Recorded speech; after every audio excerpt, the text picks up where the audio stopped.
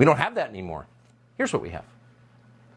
Politicians and the press often toss around comparisons to Winston Churchill, but this time, minus the cigar and the whiskey, it fits. President Biden face to face with the man who has drawn comparisons to Winston Churchill. And in a dramatic wartime appearance reminiscent of Winston Churchill in World War II. This was historic.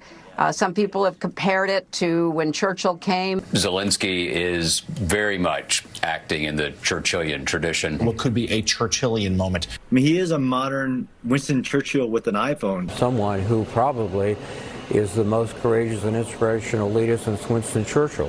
Where Winston Churchill stood generations ago, so too President Zelensky stands. So you're almost saying that Zelensky's had a harder job than Churchill had. That's exactly what I'm saying. This is a historical figure. This guy actually can be compared to Winston Churchill, to Lincoln in 1860. So that kind of solves a mystery from last night. How can any self-respecting American sit there when some foreign dictator shows up wearing his workout clothes in the U.S. Congress and starts demanding, with a very apparent lack of gratitude, that we send him tens of billions of dollars when we're running out of money? How could you sit and put up with that? And then drapes a Ukrainian flag in our Congress. How could you put up with that? Well, because you're not a self-respecting American. You have no self-respect. You have no dignity. You don't care. You'll say anything. You'll tell any lie. You'll repeat any talking point.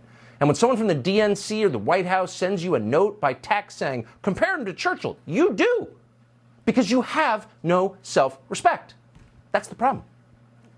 So while millions of Americans can't afford to go to the doctor and we have no border, our leaders and our media are imagining they're very close to Winston Churchill. All right.